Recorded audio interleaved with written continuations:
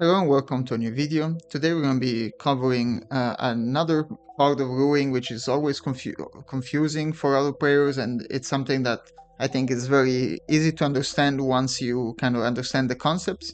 This is the third episode of Get Better at Edison, and where I kind of cover some of the rulings and try to help you understand how the rules work and how you can use this to your advantage.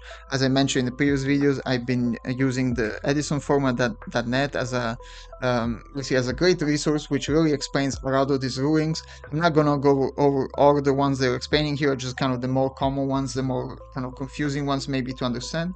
So I really recommend you go there if you want to kind of go over and see all the rulings.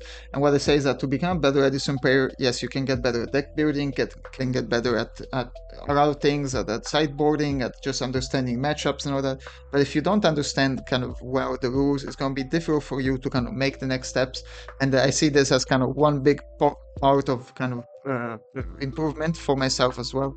I think I'm not, I mean, I know the rules, but I haven't mastered this part of my game. And so this is why also in making this video, I hope to also help myself kind of with you learn the rules better and kind of understand better how the game works and how you can take advantage of this. So here we're going to go over priority. This is something that, this is different from initial priority, which I'm going to go over in a second, and kind of understanding how this works. So the game state, let's say the game state is open, and here you have a kind of really great resource. There's three different things that can happen. There's an action that doesn't start the chain, an action that does start the chain, or the player passes priority to the other player. So let's say there's an action that doesn't start the chain. You check for triggers. So let's say there's end step triggers or whatever, some effect triggers that activates, and then a player can activate their fast initial effect, for example, like a trap card, and the opponent can activate another fast effect and in response to that. And then you build and resolve the chain, and then players take turns adding to the chain. So for example, that's something to understand. Every time you activate something, you pass the priority to the opponent that can respond to it. So you can't activate two cards together. That's just something to understand. And then once both players basically have passed the priority, then you resolve the chain. So let's say here is some example. You normal summon school. Let's say there's no effect trigger. The certain player can activate Book of Moon, let's say, and then in response, the opponent can activate some. So actually, sorry, certain player activates Book of Moon, and then you basically start building the chain. They respond to Magic Jammer, you respond with 7 tools, and until both players don't have anything else to respond, you don't resolve the chain. Once both players basically pass priority, they don't activate anything, then you go, you resolve the chain backwards and you resolve all the effects. Let's say an effect was triggered. Then in response to that effect, basically both players can in response to that effect, let's say my Sangan effect gets activated, the opponent can respond to that, and I can respond to that, and so on and so on and so on, until basically we both don't have any response. So that's kind of relatively simple to understand, and that's something that's like relatively easy to grasp. And that's what happens with those something doesn't start a chain. Let's say somebody activates something that does start a chain. So let's see if we can go back to the beginning. Effects or triggers, so that we go back to the open game state. So let's say there's some action that does start the chain. For example, activating a card or activating an effect starts a chain. Then basically each player can respond. Very simple. This is kind of the same until somebody doesn't have anything else to respond. So this is kind of the same of like when somebody starts a chain, you basically go straight to this step. When there's nothing starting a chain, there's triggers, and then in the response, players can respond to triggers, and you build a chain. And you activate something that starts a chain, then players can directly respond to the first card activated, first chain, and you basically build a chain and so on. And then let's say nothing happens. Basically, there's no action. There's basically no action at all. Simply the player passes priority. The opponent now can activate a fast effect. So for example, let's say I just go from my draw phase, I pass priority to go to my standby phase. I can activate that shoot. Okay. But for example, if I want to, let's say this is just a very specific example, but something that's good to know. Let's say it's my turn. I draw MST. I can activate quick. I have priority as the third player. And I only have 4 cards in hand. I can activate my MST to hit the dash shoot before the opponent can activate the dash shoot and discard my hand. This is because I have priority, so I get to basically act first as the third player. So that's something important to know. You know, because for example, if you know for sure your opponent has a dash shoot set and you have 4 cards and you have something you can chain in the draw phase, you can basically you can use this quick effect immediately, and so you only have 3 cards in hand and they can dash shoot you back. So that's something to know. Then instead, if you don't do that and you just pass priority, then your opponent can activate their dash shoot or whatever their fast effect. Once basically once all the and this will then go to a chain that activate dash shoot, you chain trap stun, and they chain 7 to and so on. So then this starts a chain. Basically every time there's an effect or a trigger, this can potentially start a chain until both players basically pass priority and you restore the chain. So what happens, for example, let's say you activate something, your opponent says okay, they pass priority back to you, you can chain something to your activation. And that's why you see, this is the part of the game that is a little bit annoying. For example, in Dwelling Book, you see all the thumbs up. That what that means is simply that like they're passing priority back to you, basically. Okay, and let's say there is no you resolve the chain, or basically this effect resolved, and there's nothing was chained to it. You go to the end phase, end step, and you both agree. You both need to agree to go to end phase, and then this game state is open again, and you move to the next phase. So that's something to for example, nothing happens, nobody activates anything. At least let's say you want to go to the next step, next phase, or you want to go to battle phase. One player can disagree. They can say, no, I want to activate something, so they want to remain in the current step phase. But until both players decide to agree and move on, this is very specific, which is the way it should be. But in the normal play of Yu-Gi-Oh, you kind of have to, for example, you say, wait, end of main phase, I want to activate something before you go to the battle phase. So that's something, and so both players need to agree to go to the next step, next phase. This is usually very informal because you don't have always so many actions, so many things to chain. But for example, if somebody goes to battle phase like too quickly on Dueling Book, you can say, wait a second, end of main phase, I want to activate this, because it's your part of the rules is that both players need to agree to go to the battle phase. I hope this kind of makes sense. I hope this is clear. This chart is great to understand how things work. And then I just kind of wanted to quickly go over initial priority. This is something that happens when a monster is summoned. The turn player has the priority and can activate an initial effect immediately as chain link 1. So just to give you an example, this is different from if you summon something and it gets Solemn Judgment, then there's no priority. The monster is not successfully summoned, so you can't. This is why Judgment is like the only out to around like initial effects. Or for example, they summon. They have or Solemn Warning, anything that negates a summon. Basically, you play around any initial effects because the monster doesn't even get summoned.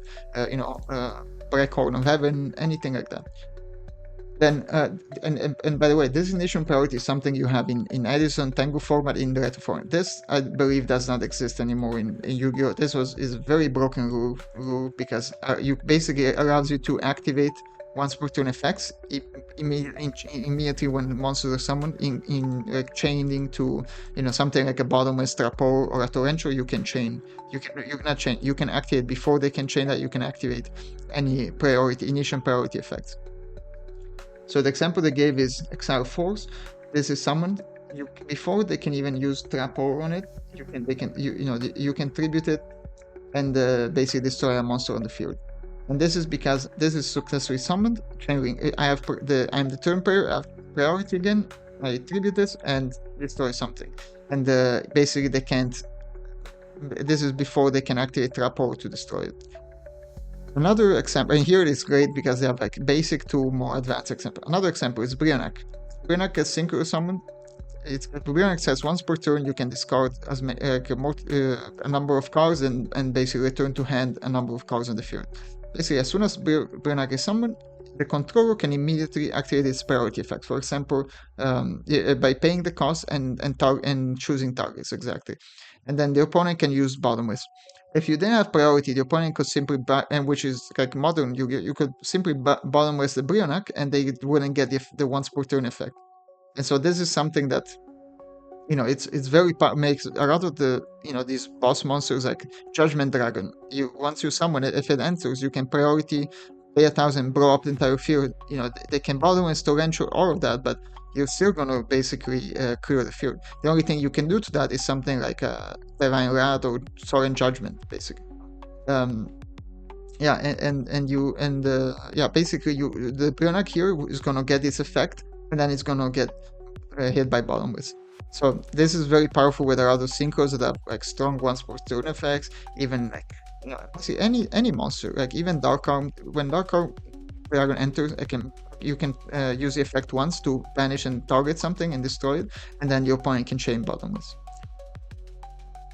Here's a more advanced example, and this is something that I think it's really cool to understand, because in our other games I will give you the advantage. Like if you learn how to use initial priority correctly, you can do a lot of really cool things, a lot of really powerful things. For example, you summon Swap Frog. Swap Frog has two effects. There's a one to send from the deck to a graveyard. That but that is optional. You don't need to activate. And then you have the effect to basically bounce it and gain an extra summon. Well, you can bounce any monster. You can also bounce itself, but this is a cost. Bouncing to the hand is cost, so it's not part of the resolution of the effect. So what happens is that you normal summon Swap Frog, your opponent doesn't negate the summon, and then you don't activate the first effect. You activate with priority the second effect, and you bounce it to your hand. And this still counts as activating during the monster summon, so you can chain your own torrential tribute to the effect of Swap Frog. So this is something really powerful you can do, and I've done it in some of my videos. You can do the same with basically with a lot of cards that have a cost to bounce themselves or tribute themselves, or even like with you can do it, for example, Substitute. You can summon Substitute, initial priority, activate the effect to tribute and summon from the deck and chain torrential tribute. So you're gonna blow up the field, and then after Substitute is gonna resolve its effect, and basically your monster that you summon off Substitute is gonna survive. You have here are some other examples where you can basically you can summon Horse Raider, and then you can chain with initial priority Plague Spreader Zombie in the graveyard and chain to that torrential tribute. So you can basically torrential tribute resolves first, destroys everything, then Plague Spreader comes back, and that's how you can use priority. This is something important to understand on initial priority. This only applies to initial effects. These are once per turn or during your main phase effects. This doesn't apply to effects that that activates in the end phase or any of that. Like this is only basically effects active once per turn during your main phase. Effects that trigger when a monster is summoned, you basically activate regardless of that's not the initial. Those are just, for example, Breckros, when it's synchro summon, the effect activates. It's not an initial effect. It's just when the monster is synchro summon, you can use it. One thing to understand, for example, and this is a great example, if you use Sangan to synchro summon into a Brionac, basically Sangan's mandatory effect is going to activate. It must activate because it's mandatory, and so you cannot actually use priority to use Brionac effect, because actually your opponent can chain then a torrential or a bottomless because on your Brionac, and you're not going to get priority. So that's something to understand, that like you have to be careful. For example, let's say you use even a Dandelion to summon Brionac, and Dandy has a mandatory effect to summon tokens. That effect is going to activate, and so you no longer have priority. And the same thing, for example, when player, Frog is very annoying when they do the Substitute loop and they start tributing with priority, and basically the only time in that loop where you can chain something and hit both monsters is in response to Swap Frog sending from the deck, because when Swap Frog enters and they activate the effect to send from the deck to the graveyard, they can't chain to that the Substitute effect of tributing. So that's a good time if you want to torrential. That would be a good time to do it, because you can hit both monsters. If you'd wait and you give them priority back, then they can tribute the Swap Frog again, and basically they keep doing this until they pass priority to you, and then you could even torrential at the end, but they would have two frogs. So that's just kind of something to understand. how priority works. This is extremely common in I mean, this is extremely common in Edison Tango format. This is why you always have people asking, do you use priority? Do you use priority? And yeah, I mean, this is just understanding this. I think, you know, it's something that's, of course, most players who play Edison get this, but if you understand how to take advantages in another way, it's great. Another thing you can keep in mind of is you can actually make things miss timing with basically with their priority effects. For example, something like you have a monster that has an optional effect when it's destroyed, but as also has a once per turn effect. You can ask them to use priority, and you know, if they say you should never, if they're good players, they should never use priority with that, because if they respond to that, then it will miss timing. But say they activate the once per turn effect as using priority, then you use torrential. They don't get the secondary effect. If it's an optional effect, they don't get the second effect. An example of this is what's it called? The Alchemist, the Dimensional Alchemist. Dimensional Alchemist, once per turn, you can banish top card of your deck to gain 500 attack. But then also a second effect, when it's sent to the graveyard, you can add a banished monster. If they priority use that effect and you respond with torrential, then they don't get that effect. So, you know, that's another kind of little loophole you can learn. And yeah, I hope you enjoyed this video. I mean, I hope I was thorough enough, but not too overwhelming. I know it's something that's very important to understand how priority and initial priority works. And I hope you enjoy this type of videos and you find it educational in some way. Thanks for watching, and I'll catch you in the next one.